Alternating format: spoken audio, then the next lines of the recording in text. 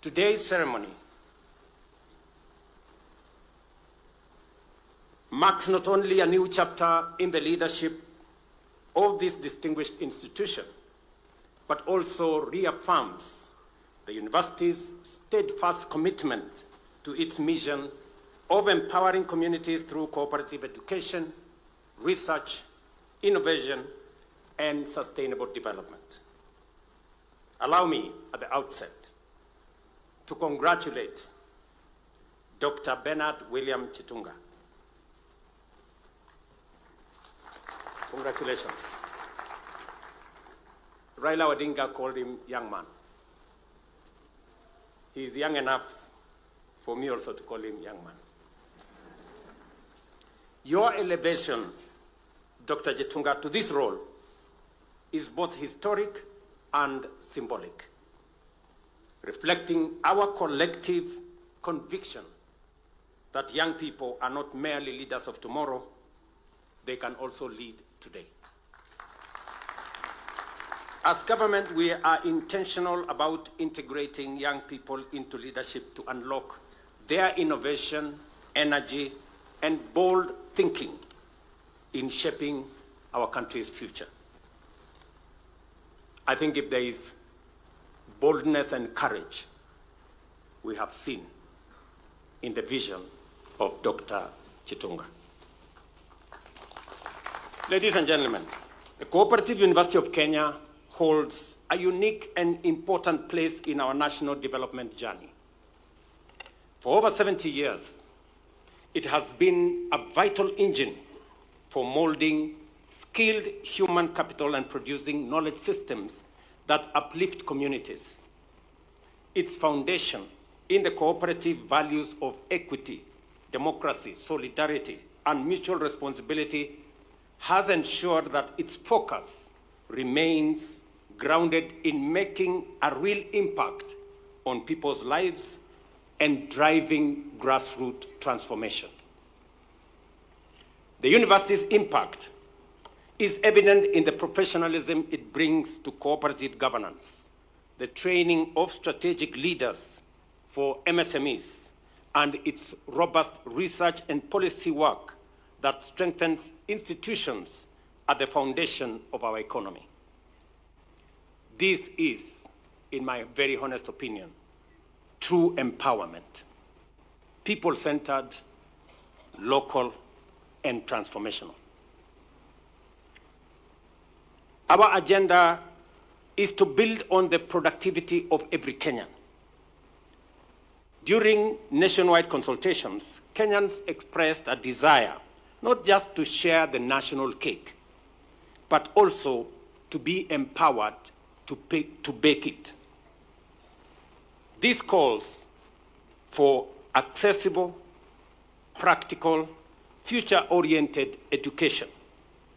Education that imparts skills, nurtures enterprise, and equips citizens to organize collectively. The Cooperative University is uniquely placed to deliver on this. Accordingly, we are implementing a sustainable higher education funding model to ensure that every learner, regardless of their background, has a fair chance to pursue their academic ambitions. Through institutions like this cooperative university, we're empowering communities with the tools and knowledge to participate meaningfully in national development and wealth creation.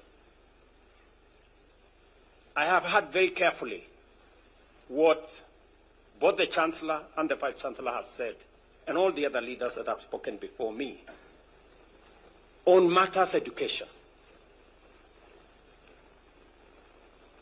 It is said that education is the single most powerful enabler of societies, communities, and people. And that is the reason why my first job in office as president was to find out, to ask the reason why we have difficulties in our education system. I did put together a presidential task force that gave us a roadmap that spent almost 8 months with many stakeholders. I was briefed that they got 32,000 different presentations. And when I came into this university this morning, I asked the Vice Chancellor to give me feedback on the work that was done by the task force, and that I did decide that it was time to implement. And the Vice Chancellor told me, Mr. President, things are different. We have paid all our workers. We have paid all our taxes. We don't have debts with suppliers. The university is different. There is a small problem, however. Some of the students complain that they have been put in the wrong band. That is the feedback I got from the Vice Chancellor. And I told him, because they had a retreat, which I had instructed the ministry, because I wanted feedback from the runners, from the managers of our universities. So they had a retreat, and soon they will be giving me a feedback on the good, the difficult, what needs to be changed. Because if we get our education and training right, we are well on course to getting our prosperity and development right.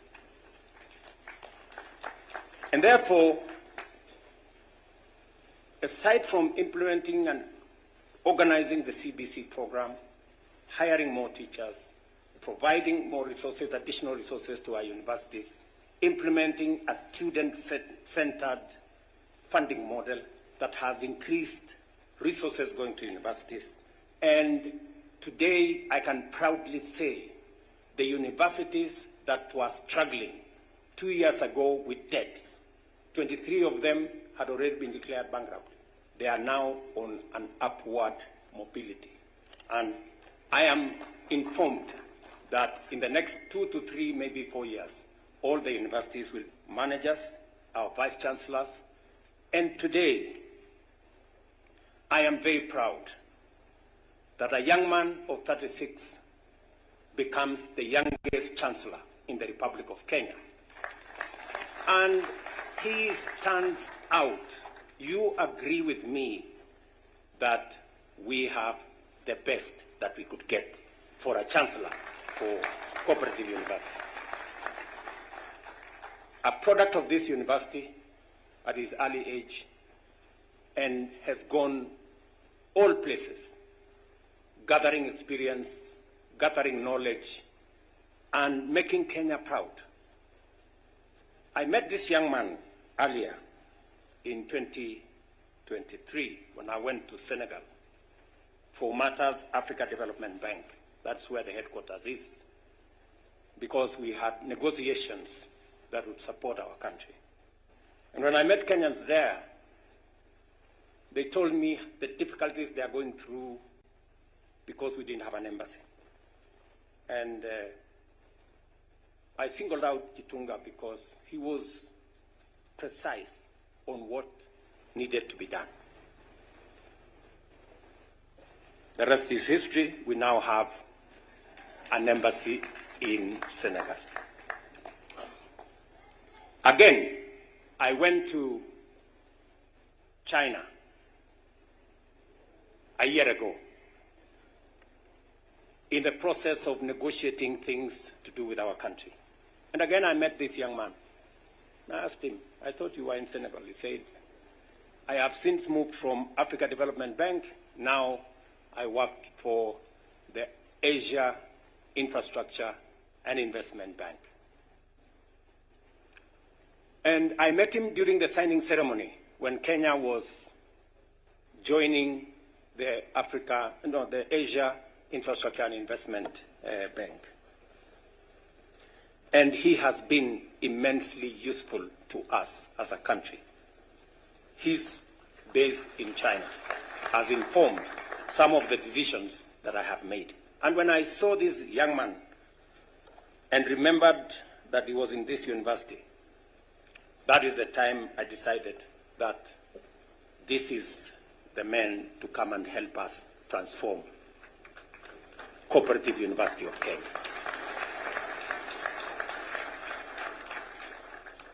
My good friend Chitunga, you have a big vision, bold, and you are courageous.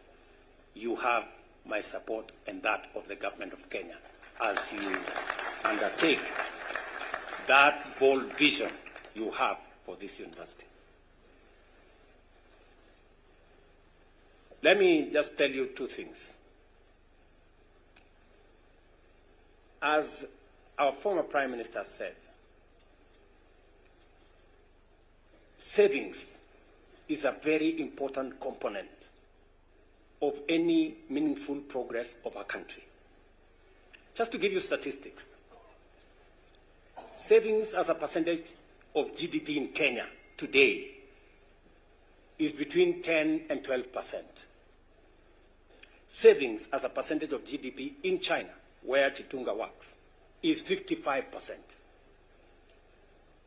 Everybody is trained to save from the beginning, as early as possible. And that is how they have developed the resources to invest in their country, to develop their country, and to create the environment that you see today in their country.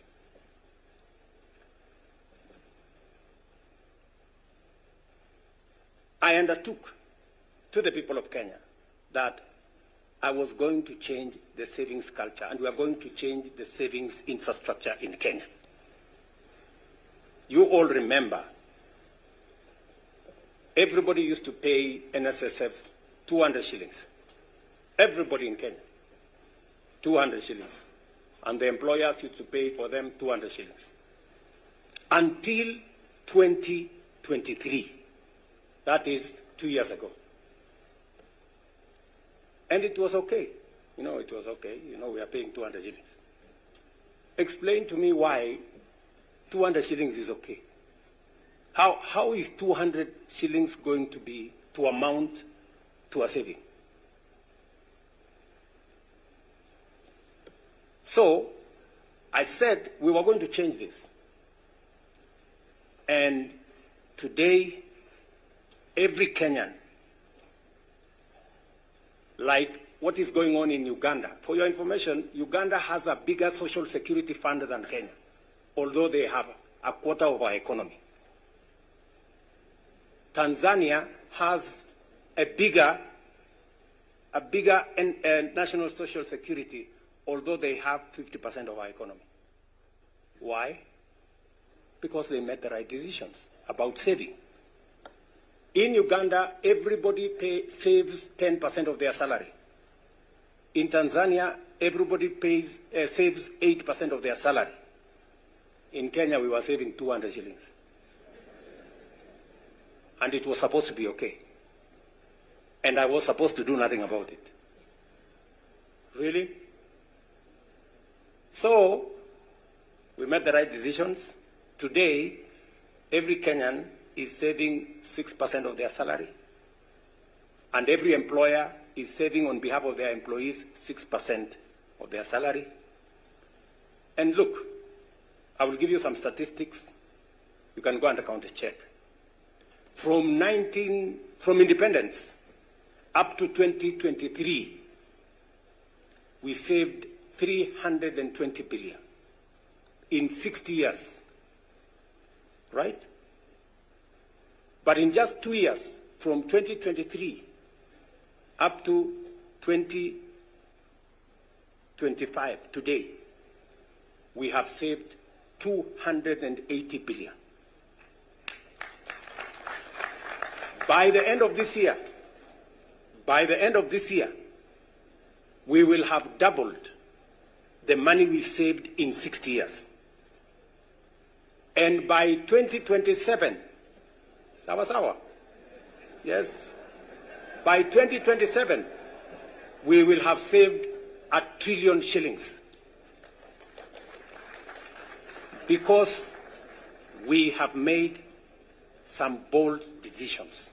That is why I encourage you, Dr. Gitunga, what you have said to many people here seems impossible. I want to encourage you, it is doable, it is possible. Go ahead, you have my support and that of the government of Kenya. Many of these people here will not believe what I'm saying.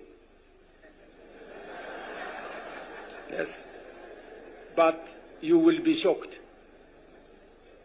Go check the statistics. So that is how to transform a nation. And I'm very proud of it, because I'm going to confound the naysayers. Secondly, Dr. Gitunga,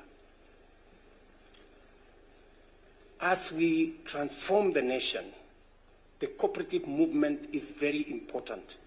And I like what you have said about research and about innovation and about AI and what your plan is in that space.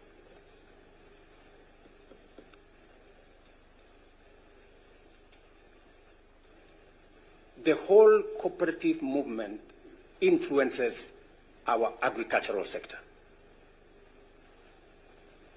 And our agricultural transformation must be underpinned by the transformation in the cooperative sector. And that's the reason why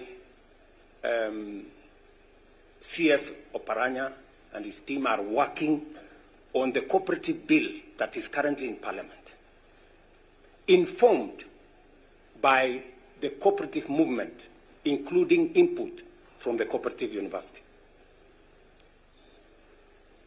I am looking forward to signing that bill into law so that we can leverage on the efficiency and the capacities that exist in our cooperative movement to help us steamroll and turbocharge the transformation of our agricultural sector.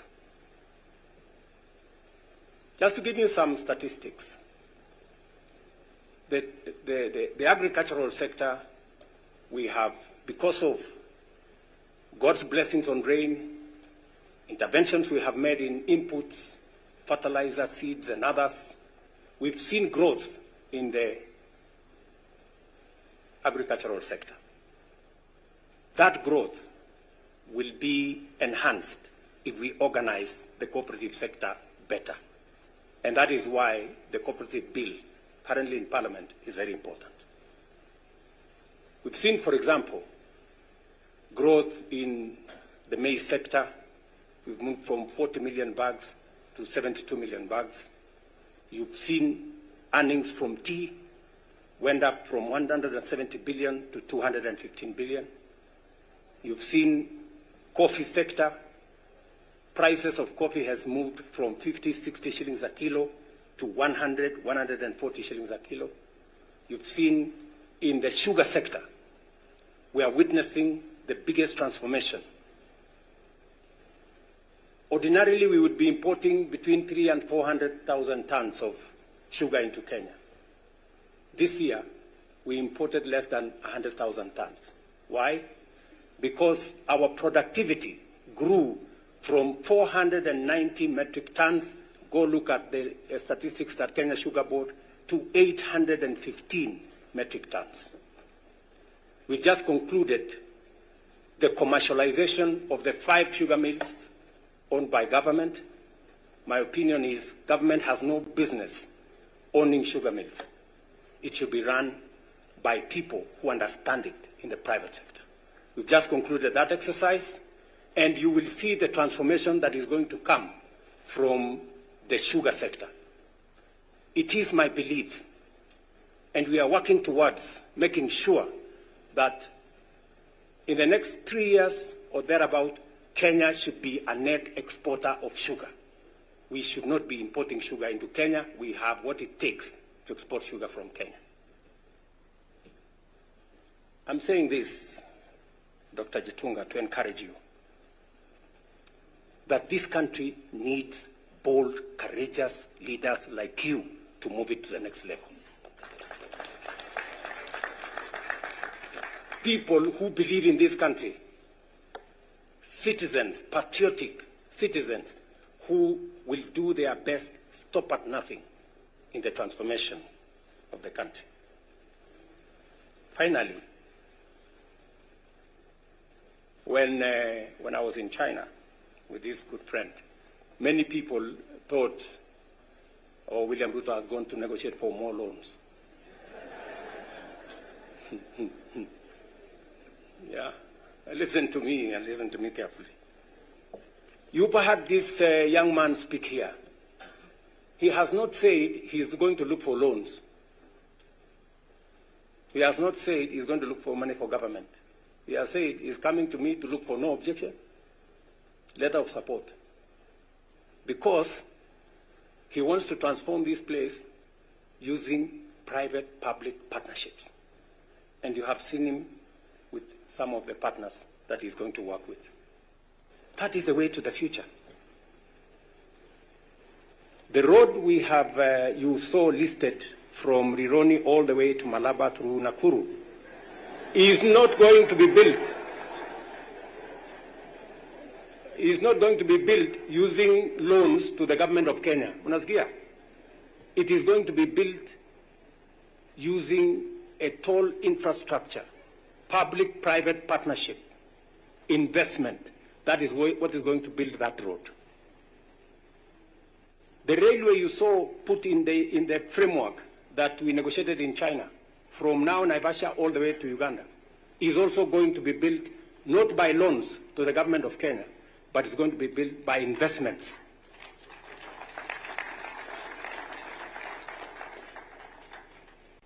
Let me also tell you that we have developed alternative financing mechanisms that do not take the country the route of loans that could endanger the future of our country. And I have been resolute in saying that we must find alternative financing mechanisms. Today, you have heard the announcement in our housing fund program. We have decided as government to support the education sector with student hostels. And Cooperative University is going to be a beneficiary. We're going to have a hostel facility here that will accommodate 2,520 students.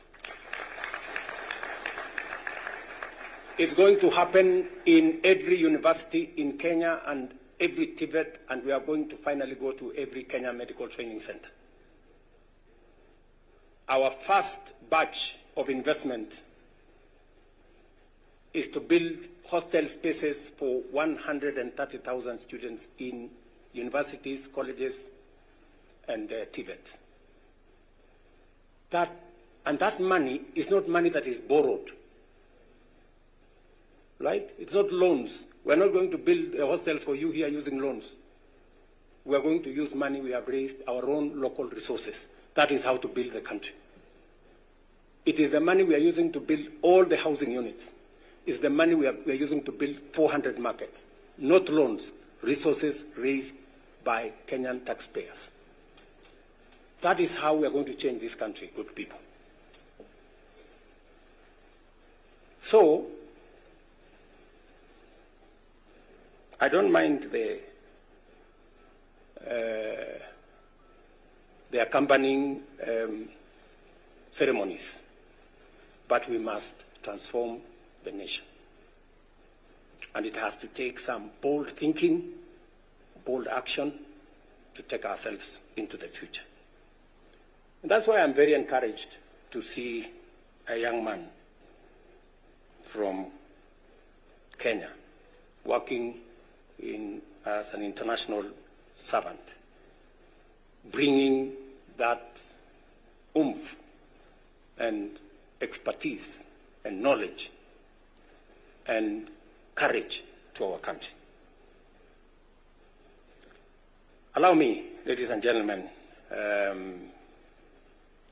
to say, accordingly, we are implementing a sustainable higher education funding model, as I said earlier, to ensure every learner has an opportunity to be their best. The cooperative model is central in our economic transformation strategy. With over 14 million members, cooperatives now contribute nearly half of our national savings and finance 90% of some of the housing stock that is going on. The implementation of Sessional Paper number 4 of 2020 and the Cooperative Bill 2024, now before Parliament, will institutionalize reforms that center training, research, innovation as pillars of a modern and sustainable cooperative movement. This university is not just a partner in this effort. It is an anchor. I like what was said here, and I like the questions Chitunga is asking. As we deepen investment across our 5 priority pillars of agriculture, MSMEs, housing, healthcare, and digital economy, we look to Cooperative University of Kenya to provide leadership, capacity building, and research that translates into real, measurable change in people's lives. Allow me at this juncture to highlight a few of the commitments that have been made. One of them is the hostel infrastructure for this university.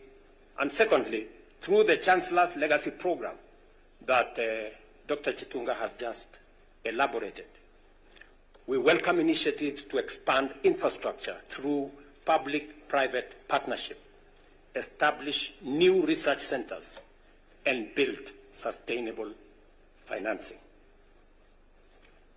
The government will remain a committed partner in delivering this ambition.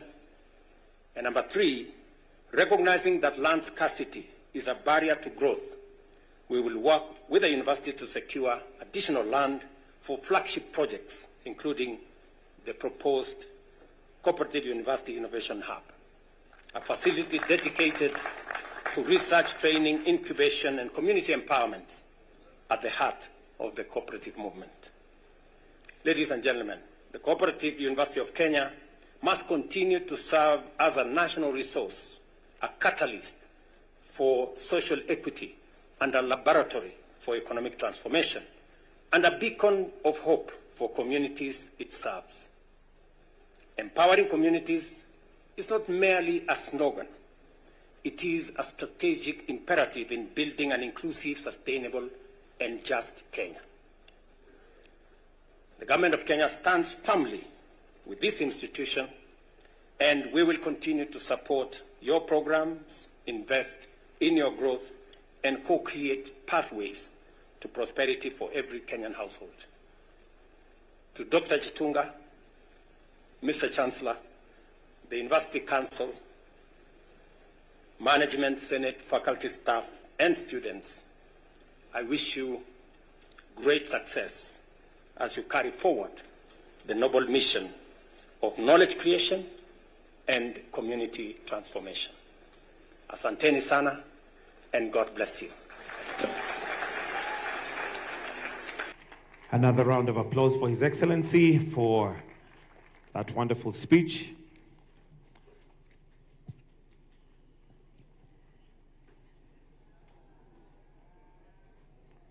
Thank you, Your Excellency. And at this point, allow me to invite the Vice-Chancellor to dissolve the congregation. We may take our seats.